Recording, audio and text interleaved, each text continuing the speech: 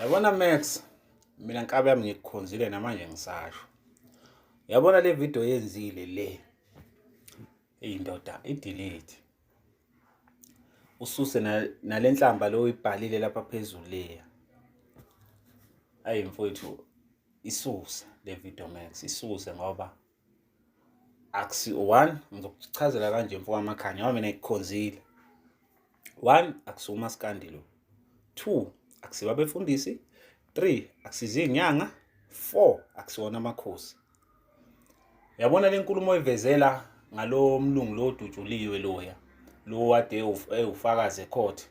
Uthe seyakwakhe wadutshulwa. Wena usuyakuveza ukuthi udutshulwe ubani. Ngiyacabanga ukuthi lento leyo yenza uphazamisa ukusebenza kwamaphoyisa ngoba lento le kune tag team ekhishiwe. Yabo ukuthi deal nale case le. So manje wena mawusukuveza ukuthi lo muntu ushawa ubani uyakuphazamisa. Ngazi bathi ubalo yamlungu lo dutshuliwe ubani Frank VD or ubani ngazi. Yabona the way Max oyikhuluma ngakhona lento engakufaka inkingeni nkunzi yami ngifuna ukutshela manje. Izinto ke mfowethu amakhanya okuyibukela nje le kude futhi mawungakhulumanga ngazo ngeke uzube nankingi. Yabo singabhayiziseki. Kubalekile ukuthi singabhayiziseki. Uyabona lento oyikhuluma la nale ndlela obhale ngayo la phezulu. Ngiyakukhuza. Nginakho ke vele mina ukukukhuza. Uyazi nawe. Ngiyakukhuza impela. Yibona le yamadlanga commission iyeke ke le yamfana kithi ayikufuni le. La ngendlela wena oyikhuluma ngayo kunakhona abantu abadila ngayo le yanto ukuyisebenza ukuyiphenya ukuthi kwenzakaleni ubani odubulelo yamlungu loyo. Lo ade ufakaze court. So wena mawusukuveza ukuthi udutshulwe ubani usuthuka nanenhlamba usuyibhekise kwabanye abantu. Hey Max, ipolitiki le. Mina ngiyakukhuza nkunzi yami. Hayi kabi. Angilwi nawe, angixabani nawe. Sometimes izinto Max mawungayinakanga nje wangayikhuluma, angeke uzube nankingi. Kumele ukuthi ezinye izinto uyibukele nje le kude ngoba vele ayihlangene nawe. Kahle ungalandi into engahlangene nawe uzoyenza eyakho. Uyabo. So le nkulumo oyikhulume kule video ngiyibukile, ubuke nama comment. Yabona abantu bakucela kanje bakutshela ukuthi hayi yabona ke la usugibele usugibele kwesinye isitimela esirong ke manje. Iyeke le Max le ayikufuni le. Uright ngeke maskandi uyikhulumela, khulumela nangamakhosi, khuluma nangobafundisi, khuluma nangeinyanga, uright lapha. Kodwa nje la nkunzi yami la mina ngeke ngilahlekise la suka la. La suka ngempela ke la. Suka nje la le ayikufuni. Yabona nje indlela oyichaza ngayo lento mabe ngakudonsa. Bethi veza ufakazi balento oyishoyo. Besicela ufakazi. Angithi wena uthi ubani udutshulwe ubani. Sicela ufakazi. Awunabo ufakazi. Ngeke ungene ku social media uzothi ubani udutshulwe ubani. Uyabo qeda ushaya inhlambe engaka Max le oyibhalile la phezulu. Ushaya inhlambe engaka Max. Kulo muntu lo othi uyena odubulile. Awunabo ufakazi. Iyahlupha ke into mawungenabo ufakazi ngoba iyokufaka enkingeni. Uyabona nje la uyidonsela inkingi ile kude iqhelelene nawe uyayidonsa. Uyiletha la eduze kwakho. Ichelelene lento nawe ifana nawe ayidinga ayifuna nokuthi uzuphawule ngisho nangayo. Kodwa uyayidonsa uyiletha kuwe uyenze yakho. Kodwa ke kulungile. Bathi insizwa emakhaya. Ngiyema lapho. Yokuzithatha ezibanga uwe uyedwa umuntu. Max Makhaya yohlukana nalento yakho futhi. Le yokuzithatha ezibanga uwe uyedwa umuntu existayo kulomhlaba and noba intoni ofuna uyithetha uzayithetha. You understand? Asithethi ngawe nale ndawo usuka kuyo not because of asikwazi okanye sinando sinoyithetha but respect uthetha nabantu kule imeko sikuyo apha eSouth Africa. You understand? Ibe loo nto etha sabe siyithetha ngabo ingakhi. You understand? Ubu-right kula nonsense yombhaqanga waseDurban ubuthetha ngawo. Chebe izikhathi zakho ngalicwambu liphezu kwesidudu ufana no-Omotoso kwawena but ubhizi uthetha nge-ANC. Ngela xesha i-ANC bisitya. Zange nithi ngamampondo ayiwinisayo and so niwa embrace because abeke ukutya phezu kwetafile. Ayengekho ipicture. Ngela xesha i-ANC bisitya. Nina nalo Durbanian because ningamasela. You were in the forefront. You understand, benefiting from ANC ewiniswa ngabantu base-Eastern Cape. Zange nababeka phezulu like the way you are doing today, insulting them. Who the fuck do you think you are? talking about amampondo. What do you know about amampondo wena onozusixelele yona wena? Because ubugcwele iibhlukwe zakho zigcwele umoya apha ingathi ungusmoker, gcwele yonke indawo apha, ubaleka inkosi yenu apha. You understand? Uyaphinda ngoku uthe usoba free wocela ixolo Gwalandini. Ngoku uthe usoba free ngoku uzozenza ikrota apha sewujambile uyinonsense yomntu lirhawu. You understand? Inye ngokwindlela onozuvele ngayo ebantwini uthi gqi ebusuku unxibe idyasi ungaboni uba nguwe, otherwise xa kuvela wena kuvela irhawu negwala. You understand? So suthetha ngamampondo ongathi uyawazi because le nonsense yesigqitshejana sehistory nicimba niyayazi siniqhathayo sinenze nizibone ngongathi ikhona into engcono eniyaziyo okanye ikhona into engcono enayimelayo. Kanqatha ehlukana namampondo mntana xeko, thetha ngesizwe sakho, uhambe uyocela ixolo kootshomi bakho nithethe into yenu. You are allowed in South Africa to talk as much as you want to talk because freedom of speech and expression is available in South Africa. You can do that, but don't gain attention, you understand, by downgrading izinga lonyuhlanga ongaphumi kulo wena. Thetha ngentsusa nangemvelaphi yakho. Bukade ufake uzozenza irhoti, uzawuphinda ubucelana namaxolo angapheliyo apho ububaleka ubhaca Gwalandini. Uburight thetha ngomculo, ipolitics zona zakusonga zikufaka emgqomeni because you know nothing about them. Kwale nto uthethe nge-ANC esupport Eastern Cape, i-ANC is supported everywhere apho kukhona abantu be-old age because those people have been into miserable lifestyle apartheid up in South Africa. They've been there, you understand? So that's why most of them rely with the ANC. You understand? They rely on the ANC to rescue them because they've got a belief that says i-ANC yabahlangula yabalwela i-apartheid. So blame i-elders zakho zaseDurban apho usuka khona. You understand? Man ukhala ngomakhaya thina bomakhaya uright kwezi speeches zakho crazy man wena. Uye kuhamba uthetha into ongazaziyo because still ngizawuthi ngoku unikwa le video uhambe uyofika kuwo konix ozongixela yona qha uzawuthukisela qha uthethe ezi nonsense zakho. Hlalani kwezi lali zaseDurban man. You understand? Nithengisela amafele niwathengisa ayinike kube nijikeleza nithetha ububhanqa ngezinto eningazaziyo because ngoku ndiza kubuza yintoni impondo yalazi impondo. Uyawuthetha imsuzo wento ezininzi apha. Yeke le nonsense yakho. Baright aba bantu bakurespecte ngalento yakho. You understand? Thetha ngezonto zakho susifaka thina. Yabona? Dlalela fair sanokuqala iqingane ngomXhosa nangempondo. You understand? Because that's when you fuck up. Aba bantu abana story nana baya and ngomnye wabo. Yabo? Masizikhuliseni we-views zethu, sizikhuliseni followers zethu, but not ngendlela yokudowngrade olunye uhlanga ongalaziyo eline-respect nelayalwayo because awazinto ungudoti uzalwe njengonyoko wakhulela ecani kwakhe, emva koba ukhulele ecani kwakhe wanxiba ibhluku encinci nesihlangu esincinci kwakhula inyawo until wanxiba isihlangu esidala nempahla ezinkulu. You understand? Awuzange wazinikwa zintsha ufundiswe indlela ozinxiba, indlela ofaka ibhambi, indlela othini, indlela othini. So ininzi into ongayaziyo ngale.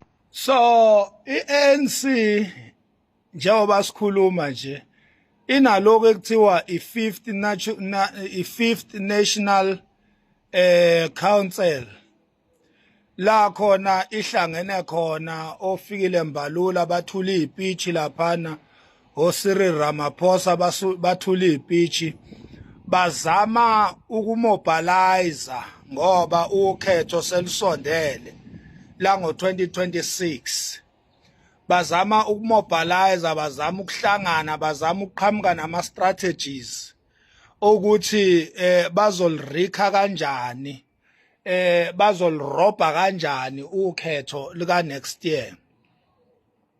I-SABC ibhizi sibangela isidini, sibangela isicefe, ikhohlwa ngisho imadlanga commission, isibangela isicefe, ilode isidlalela lamasimba enhla omhlangano we-ANC. Angazi ukuthi besikade sithe thina sifuna ukubuka lamasimba omhlangano we-ANC yini.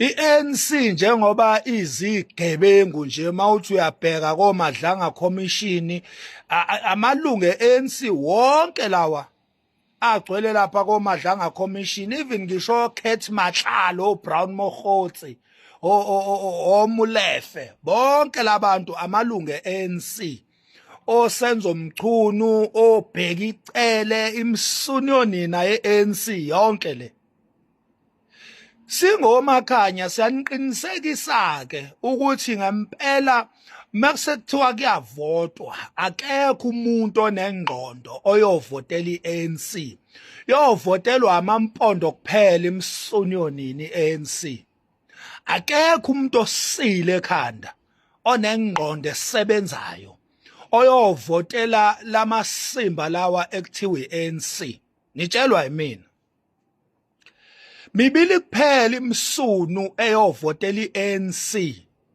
ile msunu ekuthiwa amapetu nale msunu ekuthiwa amampondo yako Eastern Cape naku lokhu kwelokhuzi lokhu okujwayela ukuvela lapha ku TV ukuthi kona kudla amakaka kunuka ikaka phu kudla amakaka lokhu amampondo lokhu kwalapha eEastern Cape iyona lo msunu leyo eyovotela iANC ngempela siyagaranta singomakhanya sithi akekho umuntu onengqondo oyovotela lawa amasemba lawana kufana naloko kuthiwa inkatha lokho okudayisa amavoti abantu lapha komkhanya kude nakonongoma akekho umuntu ohluzile ekhanda onengqondo oyovotela lamasimba lawa ekuthiwa inkatha lo msunu lo okuthiwa inkatha nalomsunu ekuthiwa iANC ngempela abekho abantu abasober minded abantu abawise abane wisdom abahlakaniphile abaphusile ekhanda abayovotela lemgodo emibili engiyibalayo inkatha neANC inkatha dayisa ngamavoti abantu lapha komkhanya kude abantu bavotela yona idayisela iANC amavoti badayisela izikhundla laphana ngoba uhlabisa noNtuli bonke laba into abayifunayo nje okuzongena ephaketheni abanandaba nabantu bafuna nje okuzongena ephaketheni ngacishe ngimxolele uNtuli ngacishe ngimxolele uNtuli kancane ngoba usenalo ithuba lokulungisa uhlabisa nje umsunu nje uyabona so yabona ngifuna ukunitshela mina ukuthi SABC noma ingasibangela isicefe isibangela isidena ilo idlala lo thuvi lobo kuthiwa iANC ngempela mase kuthiwa kuyavotwa sonke thina esinengqondo sonke thina esifuna isithunzi somuntu omnyama angeke siwavotela amasemba asidayise kwiDA ahlangana neDA athi wona manje ahlangana neDA ukuthi aphathele lizwe iDA sibe siyazi kahle ukuthi yiyo le ephusha iagenda propaganda yokuthi kuthiwe la eSouth Africa kune white genocide le DA le iANC eyayikhethayo yiyo le esiqhatha no Donald Trump yiyo le esiqhatha neAmerica njoba uTrump ebhizi esishaya ngama yini lo ama-ratif yini lezinto lezi ama-ratif unswinyo angisho ngesiZulu unswinyo njengoba sishawa ngonswinyo nje ingenxa yalomsunu ekuthiwa iANC owakhetha ukuhlangana neDA ukuthi benze lo masimba ekuthiwa iGNU wayeka zonke inhlangano zabantu abamnyama ezilwela isithunzi somuntu omnyama wajoyina umsunu ekuthiwa uDA olwela isithunzi seAmerica sabelungu Akekho-ke nje umuntu onengqondo, akekho umuntu onengqondo esebenzayo oyovotela lowo masimba lawo. Siyathemba nje ukuthi abantu bakithi bafundile emaphutheni abo ukuthi bawuvotelile lo msunu ekuthiwa i-ANC, nalo ekuthiwa iNkatha, nalo ekuthiwa i-DA. Basidayisa, i-DA idayisa ngathi, i-DA iyo le ehamba ye-America iyodayisa ngathi. Lokho kuthiwa AfriForum iyo leyo msunu leyo ehamba iyohleba ngathi e-America, ithi la eSouth Africa kune-white genocide, ithi la eSouth Africa thina sihlukumeza abelungu, kube kuyibona abahlukumeza thina, kube kuyibona ngisho ezikoleni aba-racial abahlukumeza izingane zabantu abamnyama, othisha abamhlophe babhizi ezikoleni lezi ezibizayo zabelungu bahlukumeza izingane zabantu abamnyama ngoba bacasulo ukuthi why zi-afforda njengabo, why zi-afforda njengey'ngane zabo. Babhizi bayihlukumeza koMpumalanga, i-racism, amabhunu ehlukumeza abantu abamnyama ikwi-high level, ko-Free State kunzima. Abelungu yibo abahlukumeza thina kumanje. U-98% womhlaba uphethwa abelungu, kodwa abelungu ipopulation yabo yu-7% la eSouth Africa. Bese kuthiwe la eSouth Africa kune white genocide, ekubeni umhlaba uphethwa abelungu. U-98% womnotho uphethwa abelungu, kodwa abelungu ipopulation yabo ithi 7%. Does that make sense? Laba bezindaba imsunyo nini SABC ayikhulumi ngalezo zinto, ayikhulumi ngalezo zinto. Ibhizi sidayisela umsunu lo ekuthiwa i-ANC. So kwenza sure ukuthi asivoteli lento thina esinengqondo esebenzayo, thina esizilwela thina njengabantu abamnyama, thina esinendaba nathi nezingane zethu. We will make sure ukuthi sizama i-MK asisho ukuthi perfect, i-MK asisho ukuthi konke ku right ngayo, siyawazi amaphutha ayo kodwa sizoyizama. Siyawazi amaphutha kaBaba uMsholozi, siyabazi ubuhle bukaBaba uMsholozi. Ingakho-ke sizobambelela kokuhle esikwazi ngayo bese siyamzama okhethweni oluzayo, noluka 2029 sizomzama futhi uMsholozi ngenxa yokuthi siyakwazi okubi ngaye, kuncane kabi okubi ngomsholozi, siyakwazi okuningi okuhle ngaye. Ingakho sizomvotela uMsholozi. Asisho ukuthi uperfect, asisho ukuthi uyingelosi, asisho ukuthi akazabenza wrong. Sithi sizomzama ngoba siyabazi right bakhe, siyakwazi okuhle ngomsholozi.